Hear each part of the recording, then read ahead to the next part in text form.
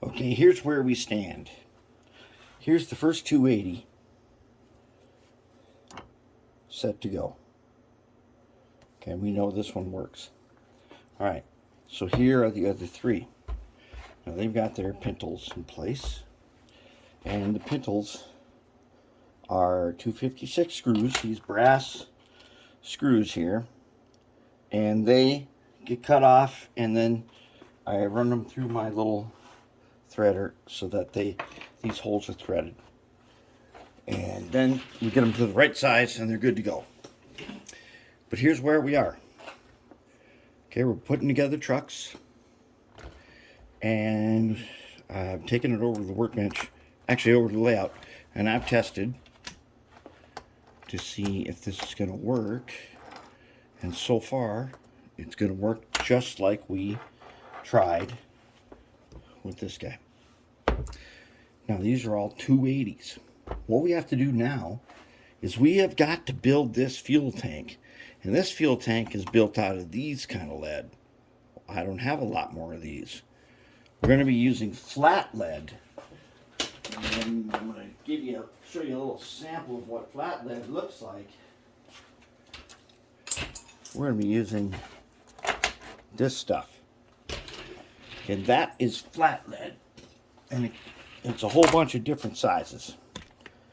We want to get as much weight under here as we can and leave room for some air tanks. I don't want to have to put air tanks up here because it'll take away from all the cool detail we already have up here. So we're going to make it the fuel tank, make it just short enough, and then we'll figure out a way to put a cylinder on each end. Somehow. We'll figure that out. We'll get to that. But we got to cut flat lead, and it doesn't work just cutting it like this. We also got to shim the motor, of course, but we're going to need it to be more like over here, plus a little bit over there, something like that. It's going to be tough, and we've got to make 3 of them. Got to make 3. The trucks are all set up for assembly.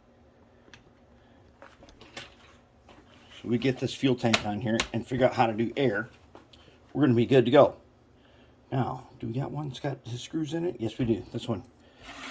Okay, so let's say we take, this was one that had it. It's got its worm in already. But anyways, right behind the truck is going to be a cylinder for the air tanks. And probably right behind the truck back here will be a cylinder for the air tanks. That means we've got some space in here, and we got to load that down with as much lead as we can to give this thing some weight.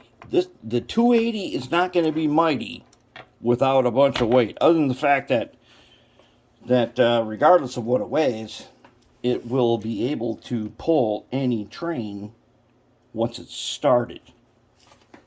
That's the problem. The 280 can pull any train that is started and going. We want it to be able to start the train, so we got to load it down with lead as much as we can, and that's where we're at. I know I've been a little lax on videos lately because I've spent all my time on fabricating and building stuff. And after this, when we get back into the 13 locomotives that need rebuilds, we are going to learn all the stuff I have learned from doing this. I've learned a lot from doing this. And I want to put out to you everything I've learned from doing this so that it gets preserved. The stuff we have learned here, there's nowhere else, there's nowhere to find it. It doesn't exist. And I have surveyed, I've bought more books and used books and old books and it takes up an entire bookshelf in my living room of books based on things that might be useful. It turns out they weren't as useful as I thought. we had to derive stuff, and that is where we're at. That's looking pretty good. These other guys here are going to look like that in a few hours. But, okay, so here is it. Here it is. I'm going to give you the first tip. From this video, something to take away is you're going to need to build tooling. Here's a tool that I was using to test motors. I could clip on positive, negative, touch the poles here and test motors. But I also started using this to set up gears. I could take a side frame, set it on there, and put the gears in, and I've got a little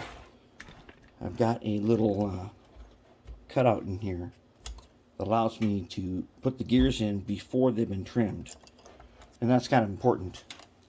This is one of many tools. I'm going to tell you right now, if you are going down this path, make tools, and make a whole lot of them. Make tools to do every process. And you got to do tool making then you got to do shaping. Okay, I 3D printed these side frames, but I had to drill all the holes with the drill press. Actually, I used a vise and a electric screwdriver because this is PLA. It does not work in the same way styrene works. You have to drill it. I didn't just straight up 3D print something that worked. I 3D printed something I could machine. And that's how you do it. But there we are. That's our progress update. We're looking in pretty good shape. Some of these, I've already tested a couple over there on the 15-inch radius, and they look good. So this is where we're at. I'm going to try to toss in some more stuff. We're going to get more video after the contest is over, and I can show you more things. However, when I get to handrails, which might be tomorrow or the next day, I'm going to start showing you how we do handrails with piano wire.